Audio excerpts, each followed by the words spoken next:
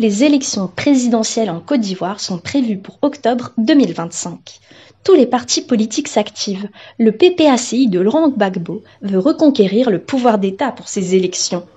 À Cocody Riviera Bonne-Maupin, un quartier de la commune de Cocody à Abidjan, les ministres Lida Kwasi Moïse, membre du conseil stratégique et politique du PPACI, et Awa Donmelo, vice-président du PPACI, ont effectué une visite aux militants dans le cadre des tournées de mobilisation des militants du parti dans toute la Côte d'Ivoire.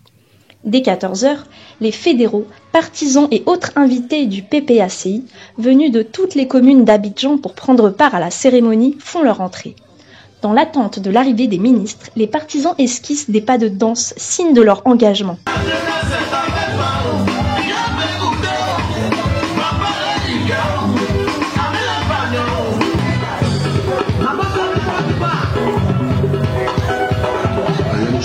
Cette ambiance sera très vite interrompue par l'arrivée des ministres qui seront accueillis par les délégués et une foule de liesses. Le ministre d'État,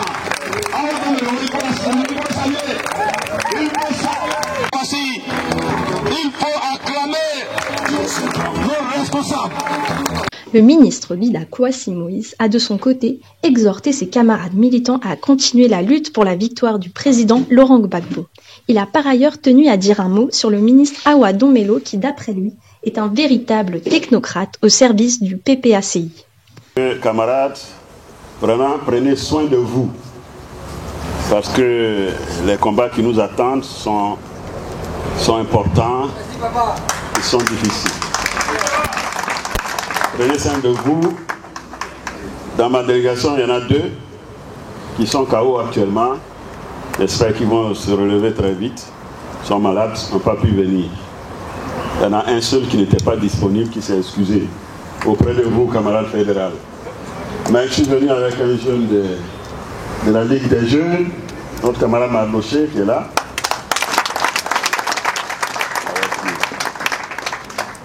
Mais ma joie a été encore plus grande lorsque le fédéral m'a fait l'annonce que le camarade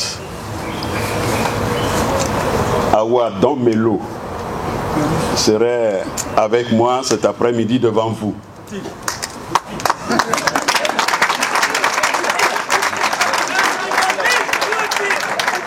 C'est une grande joie.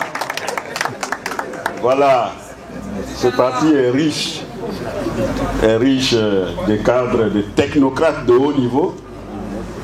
Et notre camarade Awa Donmelo, on n'a même plus besoin de vous présenter son parchemin.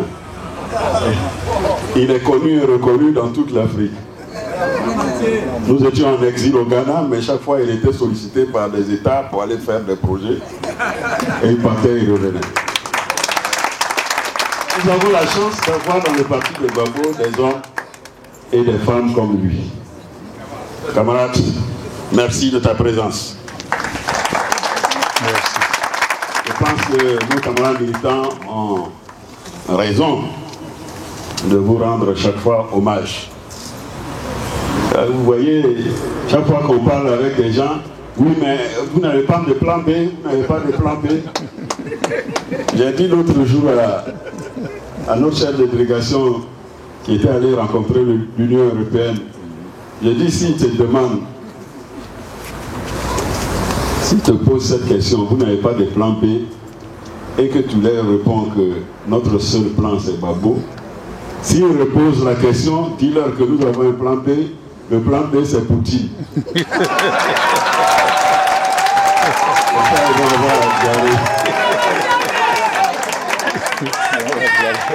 Ils vont avoir la diarrhée.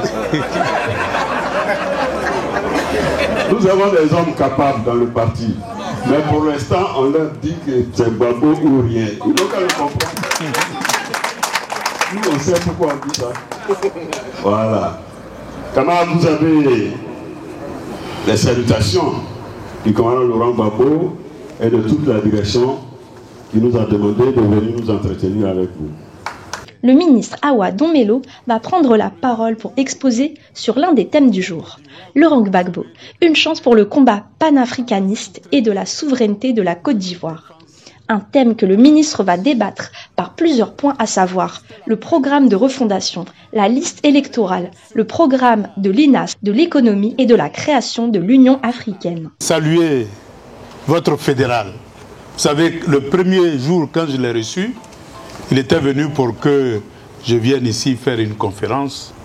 Mais quand j'ai fini de l'écouter, j'ai dit, mais toi-même, il faut faire la conférence.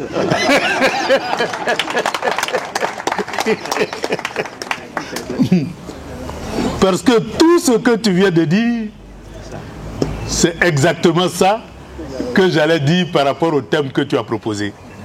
C'est pour dire tout simplement que Gbagbo a formé plusieurs générations de Gbagbo. Et il en fait partie.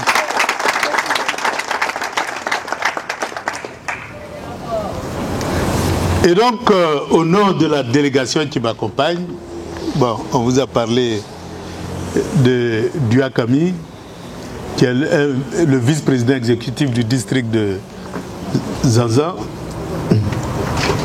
et de notre sœur Yao Chantal, qui vient de Boaké. Mais il y a aussi mon chef cab, Mathieu Guetta. Lui, tu connais tout le monde pratiquement, parce que c'est lui qui constitue le point de contact principal de mon cabinet. Eh bien, en leur nom à tous, je vais vous développer le thème qui m'a été proposé. Eh bien, donc, le thème qui a été proposé aujourd'hui, c'est Laurent Gbagbo, une chance pour le combat pour le panafricanisme et la souveraineté.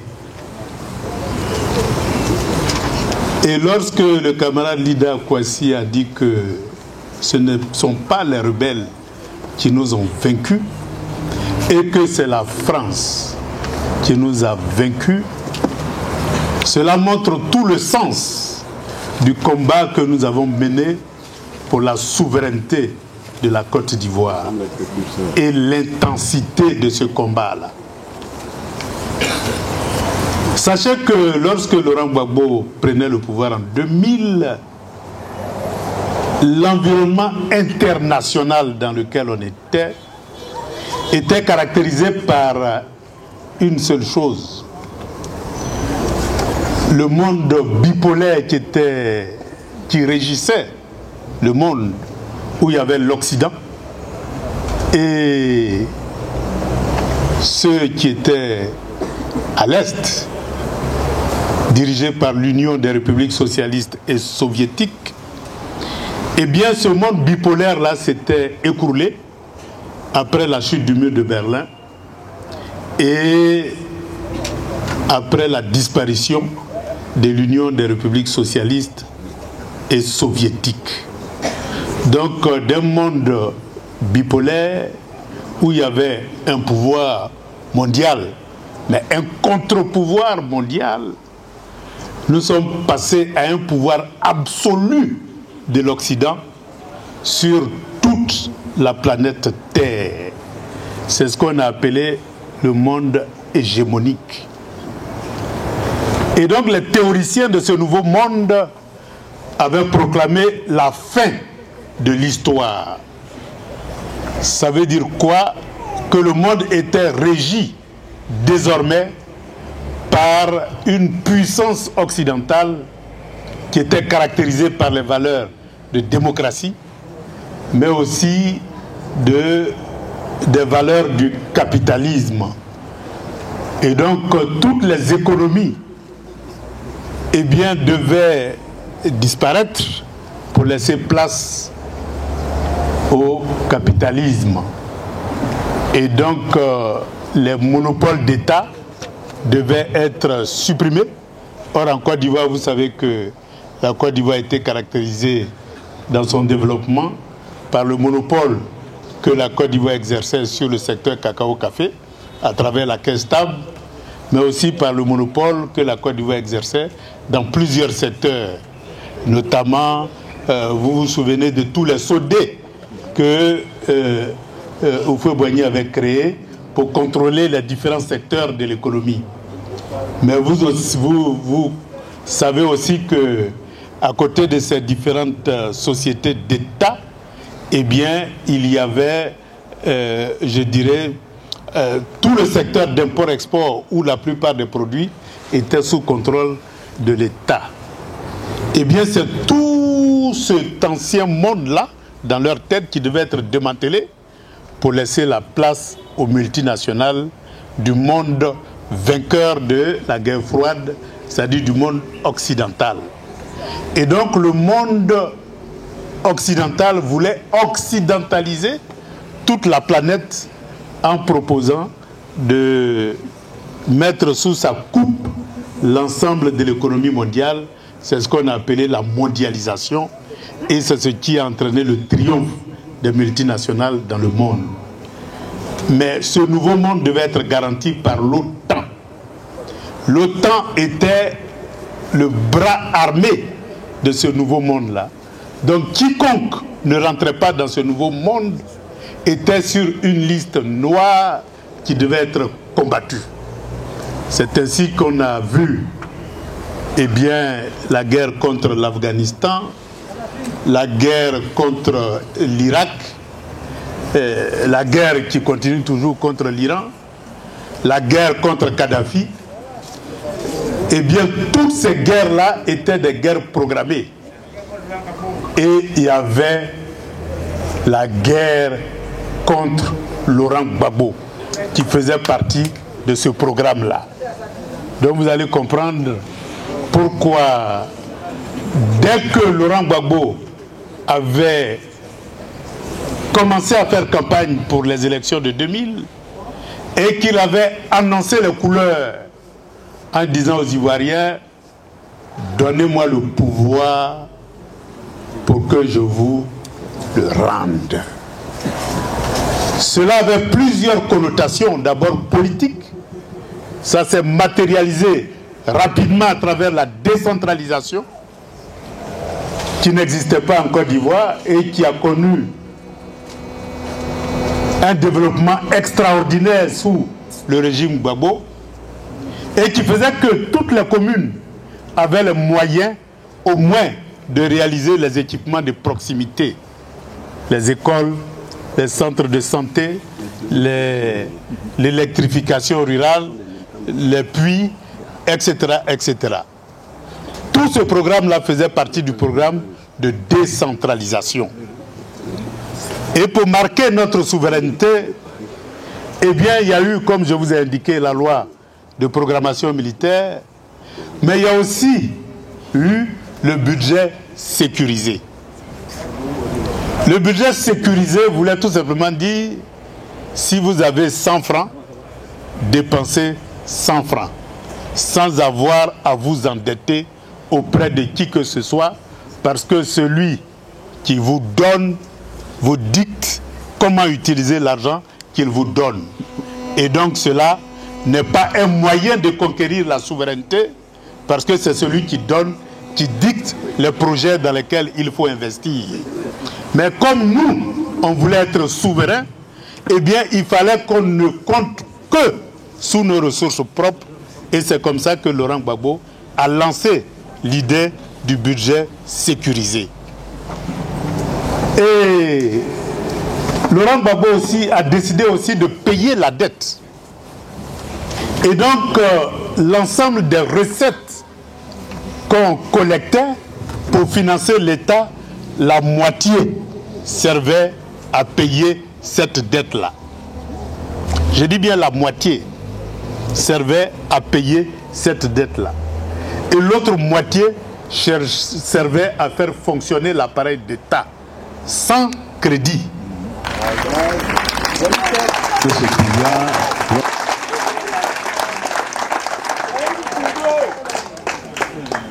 Et donc, 2 ans après la mise en œuvre d'un tel programme, eh bien, on a eu la confiance de tous les bailleurs de fonds pour dire ceux-là, ils sont vraiment venus pour gérer d'une manière intègre la Côte d'Ivoire.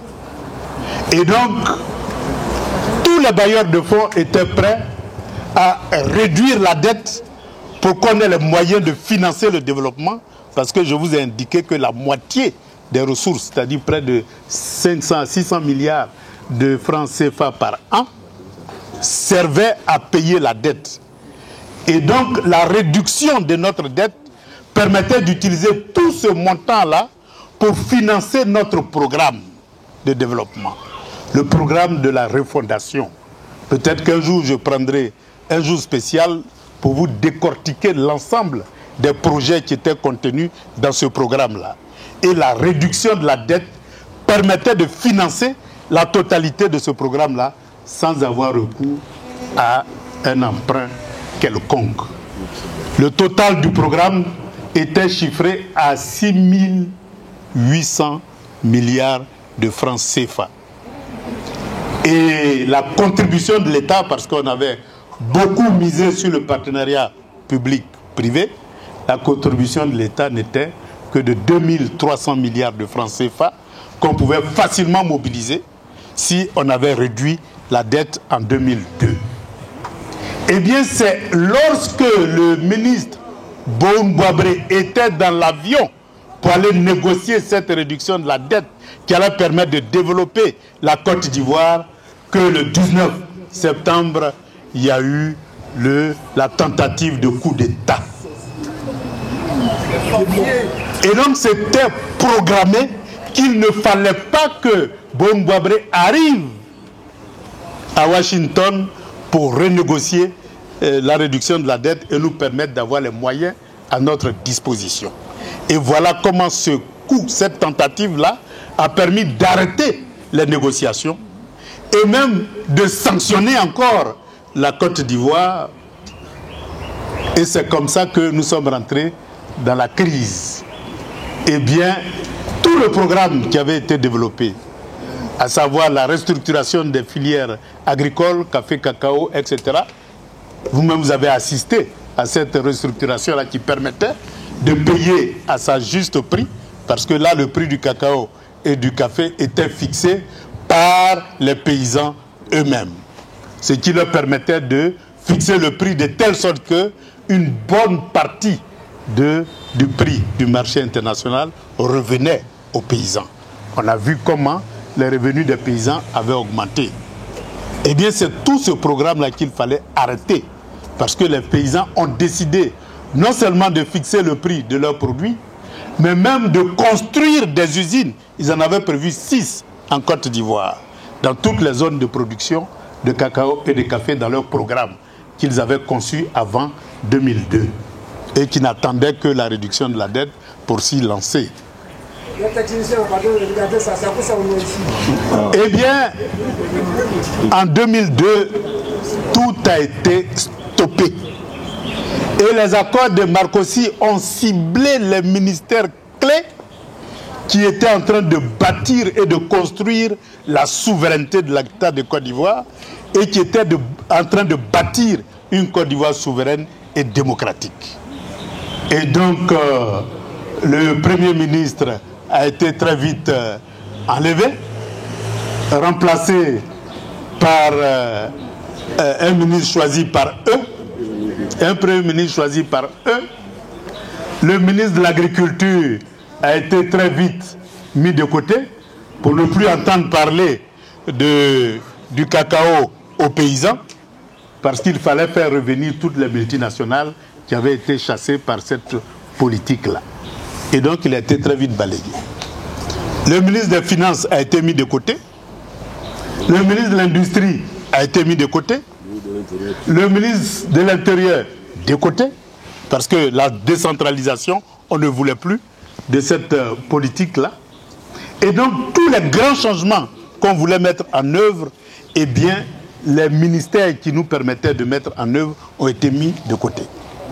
Et mieux, la réduction de la dette qui devait nous permettre de financer le programme de refondation, eh bien, a été stoppée net en 2002 avec la tentative de coup d'État.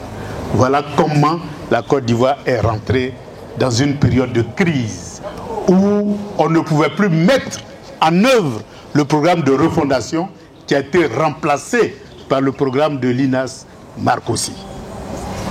Donc de 2002 jusqu'en 2010, celui qui vous dit qu'on a appliqué notre programme, eh bien c'est pas vrai. On a appliqué le programme de Linas Marcoussis.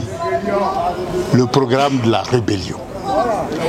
Mais malgré tout ceci, eh bien, Laurent Gbagbo n'a pas baissé les bras. Il a dit, même si nous n'avons rien, même si on n'a pas pu obtenir la réduction de la dette, mais le peu de ressources que nous avons, nous allons mettre à disposition des communes pour continuer le développement des communes. Nous allons dégager une partie pour relancer les grands travaux.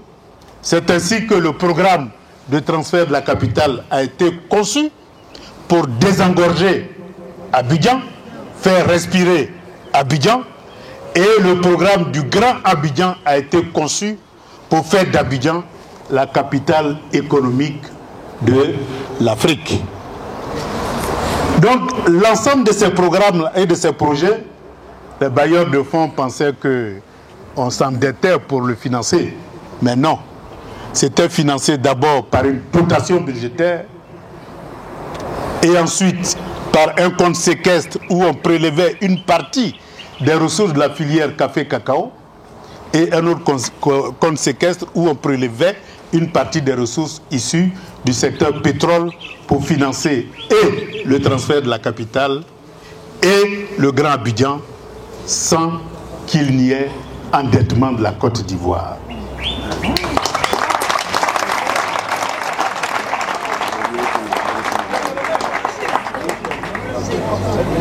Le seul emprunt qui a été contracté, c'était avec le monde arabe pour construire l'autoroute Abidjan-Yamoussoukro, parce que ça faisait partie intégrante du transfert de la capitale. Il fallait non seulement l'autoroute Abidjan-Yamoussoukro, mais il fallait un train à grande vitesse pour relier Abidjan et Yamoussoukro et créer les conditions de fluidité entre Yamoussoukro, capitale politique, et Abidjan, capitale économique. Et c'est avec l'appui de Kadhafi que nous avons pu convaincre les Arabes pour nous aider à financer ce programme-là. Mais aussi le transfert de la capitale a été soutenu par la Chine qui a financé le premier dispositif, c'est-à-dire l'hôtel des députés à Yamoussoukro. Et tout le reste du programme, c'était sur fonds propres, où on avait entamé l'Assemblée nationale, on avait entamé le palais présidentiel et on avait entamé l'aménagement de la zone administrative de Yamoussoukro.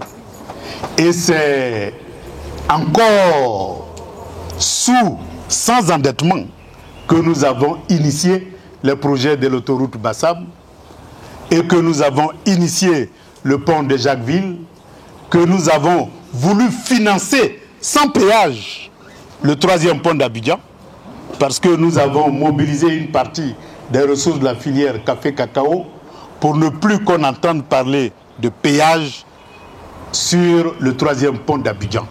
Et quand on partait, tenez-vous bien, il y avait 60 milliards mobilisés dans ce compte séquestre. Et lorsqu'on fait toutes les études avec les Chinois, les 60 milliards, c'est ce qu'on appelle dans notre langage, excusez-moi, le déboursé sec, c'est-à-dire tout ce qu'il fallait dépenser,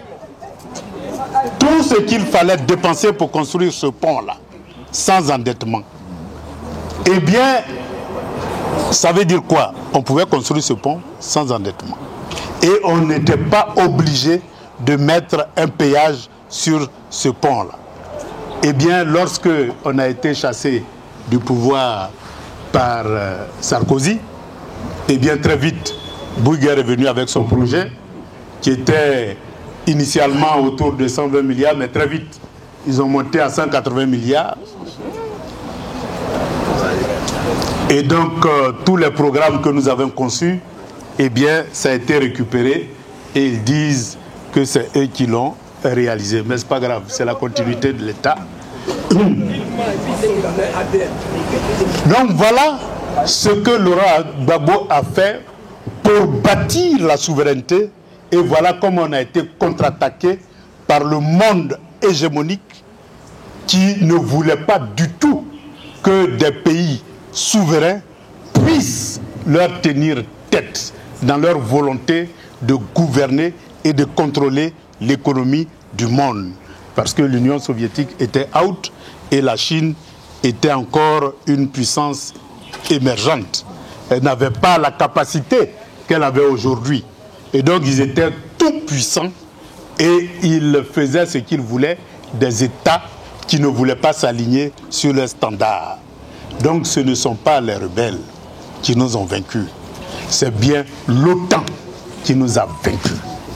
Et l'OTAN nous a vaincus comme l'OTAN a vaincu Kadhafi, comme l'OTAN a vaincu l'Irak, comme l'OTAN était en train de s'acharner sur la Syrie, etc., etc. Eh bien, toutes ces guerres-là, c'était pour mettre fin à toutes les souverainetés et faire régner l'ordre de la mondialisation sous le contrôle de l'économie occidentale. Et donc, nous avons été victimes.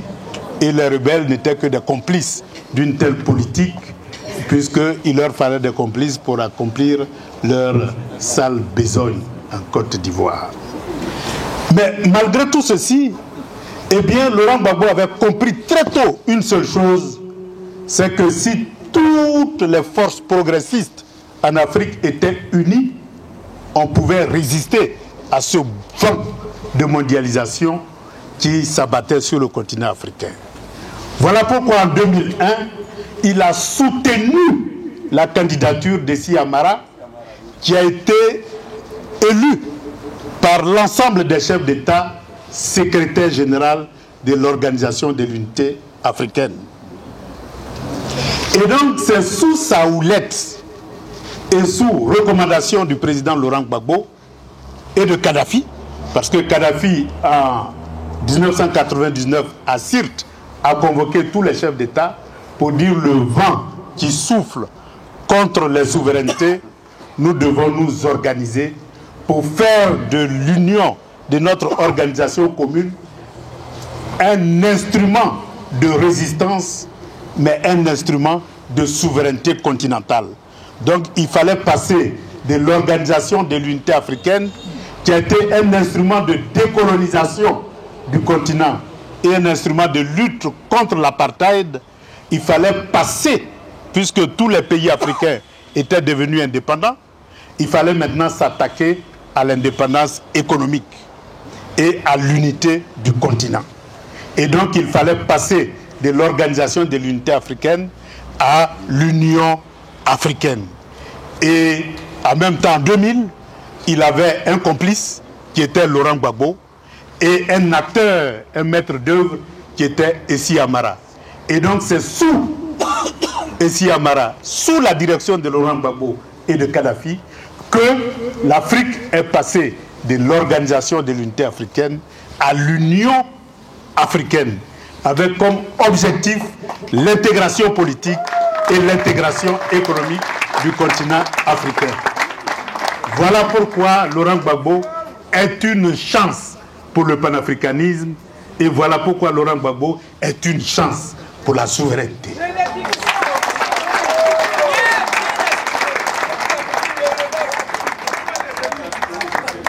Et donc l'Union africaine a d'abord proposé un programme qu'on appelle l'agenda 2063, qui était le programme de l'Union africaine qui consistait à relier toutes les capitales africaines par un réseau de chemins de fer, un réseau électrique, un réseau téléphonique, un réseau autoroutier, un réseau de gazoducs, etc., etc., pour unifier le continent africain et permettre les échanges intra-africains.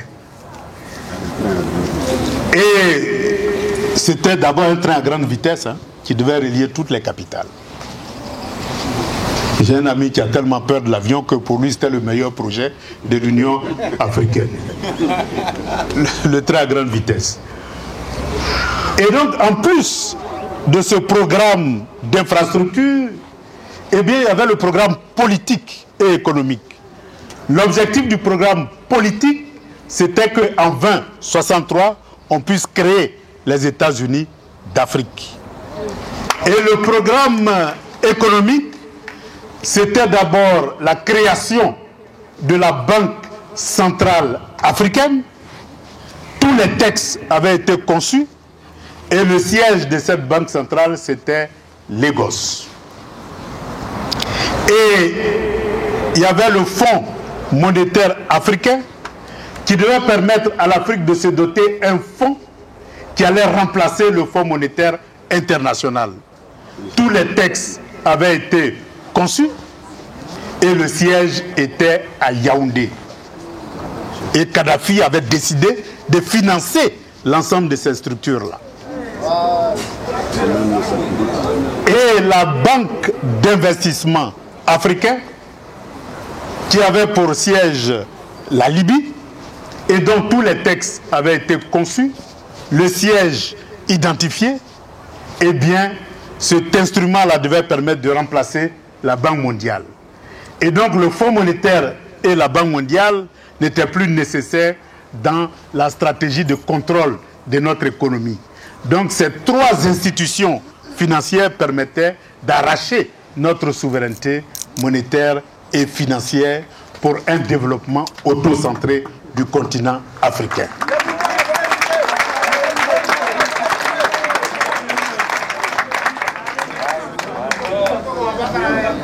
Mais malheureusement, ces grandes idées, eh bien, devaient être ratifiées par chaque pays africain pour que ça soit mis en œuvre.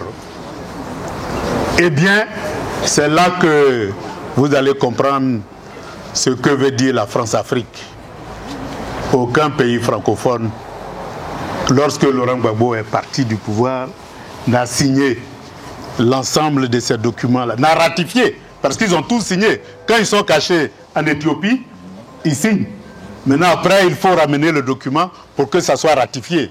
Et qui se sont alliés à lui pour contrôler l'usine, l'industrie la plus puissante et la plus rentable de Côte d'Ivoire, qui fait un chiffre d'affaires annuel de 2500 milliards de francs CFA.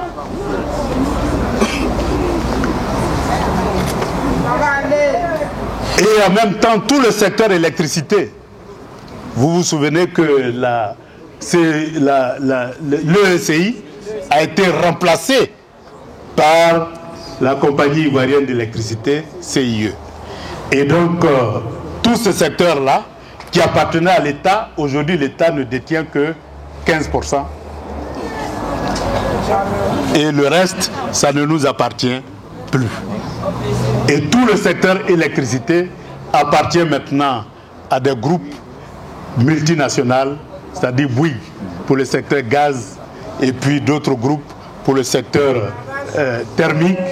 Et donc tout ce secteur-là est contrôlé pratiquement à 85% par des multinationales telles que l'hégémonie occidentale l'avait prévu. Donc voilà pourquoi le prix de l'électricité ne cesse d'augmenter et que les coupures d'électricité ne cessent d'augmenter. Parce que nous payons cher un produit de mauvaise qualité. Et donc, même la Gestosi, qui est chargée de gérer le stock sécuritaire de la Côte d'Ivoire en matière de pétrole, c'est-à-dire si on est sous sanction, eh bien on peut au moins alimenter nos véhicules, eh bien la restructuration fait que l'État a perdu la majorité dans ce secteur-là, et c'est Total qui est encore là-bas avec d'autres partenaires. Donc voilà comment tous les secteurs stratégiques de notre économie, je ne parle même pas des banques,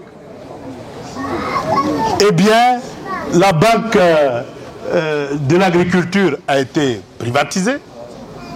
Là c'est déjà parti. Même notre banque CIB eh bien, a été privatisée, c'est parti. Eh bien, toutes les banques que nous avons voulu mettre en place pour la souveraineté financière de la Côte d'Ivoire, eh bien, tous ces instruments-là aujourd'hui sont passés entre les mains des multinationales. C'est comme toutes les filières agricoles, que ce soit le cacao, le café, les usines de transformation de l'anacarde, eh bien, tout ce patrimoine économique-là qui fait qu'aujourd'hui, eh bien, la Côte d'Ivoire pouvait respirer. Si toutes ces richesses créées en Côte d'Ivoire revenaient aux Ivoiriens, tous ces secteurs-là ne nous appartiennent plus.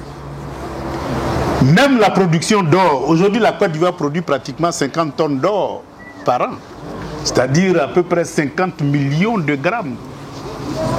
Eh bien, toutes ces unités de production d'or-là, la Côte d'Ivoire n'a que 10%.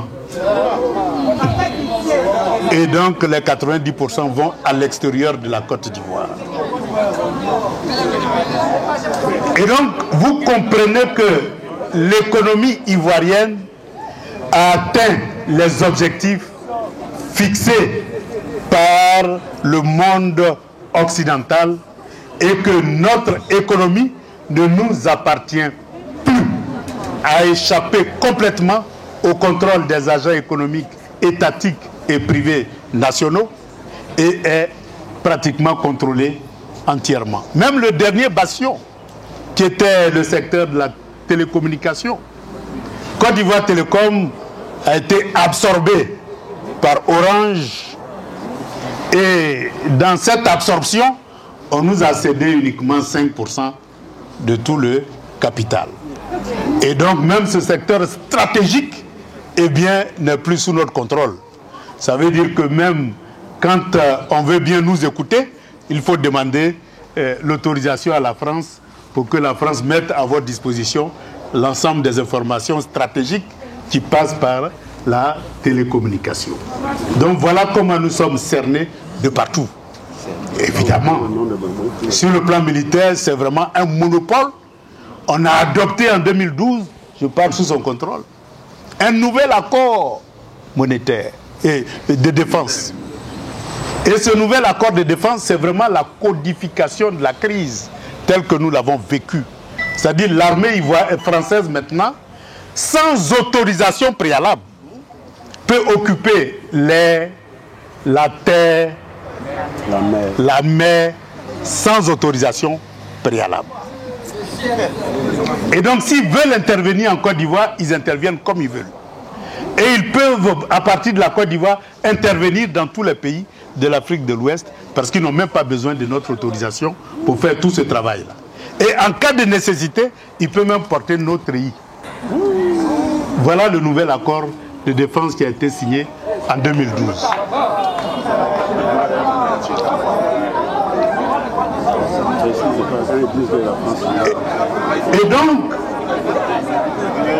Et donc, en termes de souveraineté en matière de défense, eh bien, mon ami Lida peut déchirer sa loi de programmation militaire parce que ça n'a plus d'intérêt pour le nouveau régime que nous avons. Et mieux, tous les chefs d'État de l'Afrique de l'Ouest avaient décidé de se soustraire du franc CFA et donc avaient initié l'ECO qui devait remplacer toutes les monnaies de l'Afrique de l'Ouest et doter l'Afrique de l'Ouest d'une monnaie unique qui allait permettre de soutenir le passage de la communauté, de la CEDEAO des États à la CEDEAO des peuples. Eh bien, l'ECO a été mis à mal par un coup de fil entre Macron et notre chef d'État. Et donc ce projet de souveraineté monétaire est aussi balayé.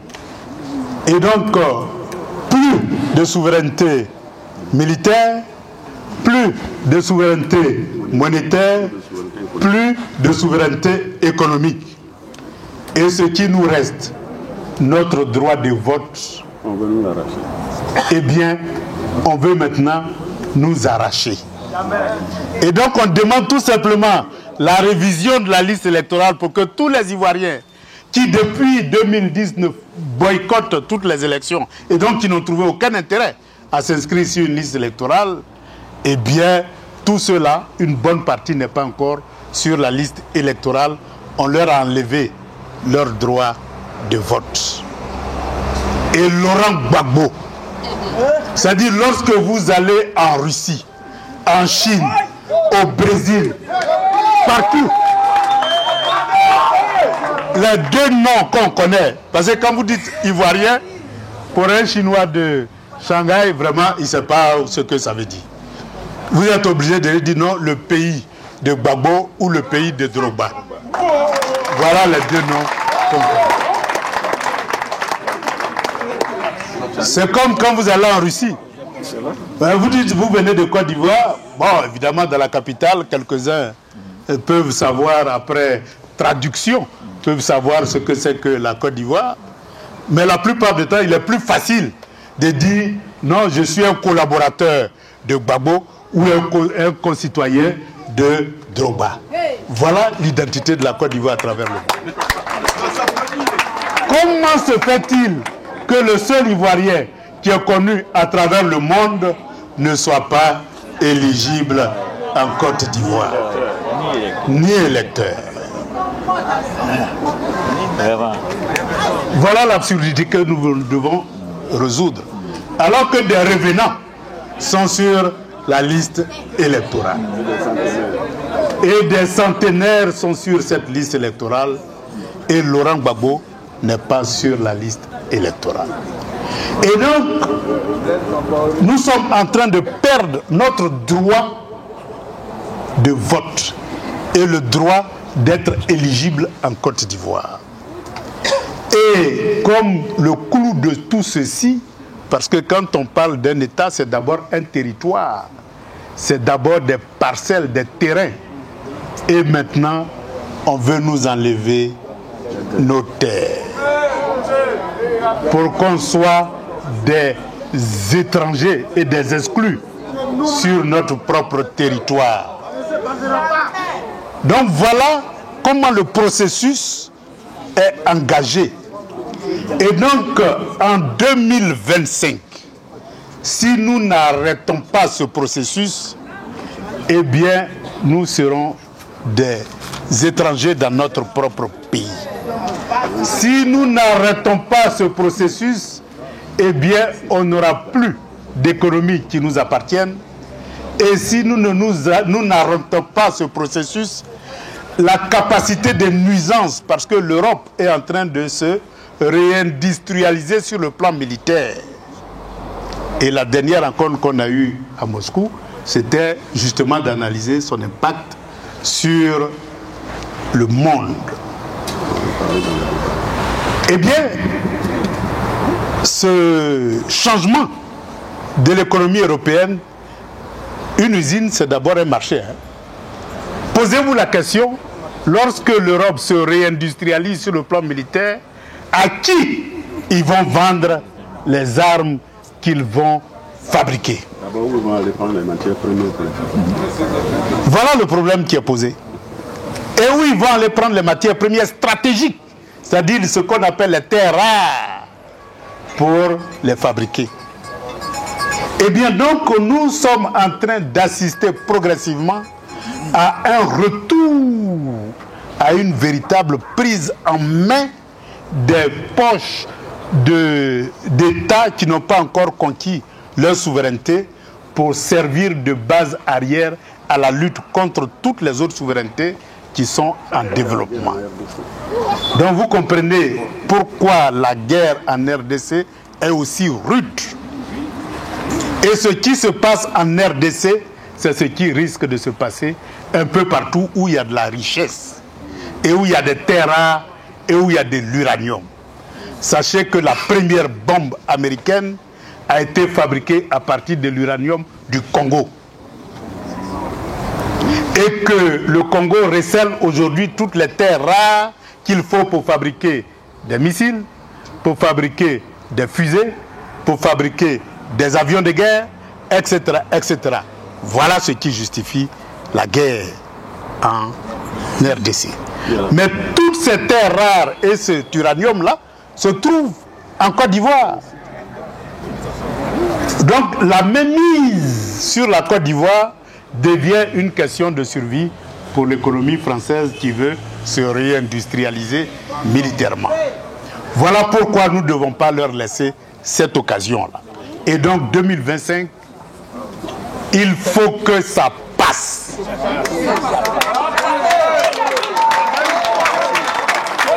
Il faut que ça passe pour reconstruire la souveraineté de la Côte d'Ivoire et engager le combat pour le panafricanisme, c'est-à-dire l'unité africaine, aussi bien sur le plan politique, monétaire, économique et financière.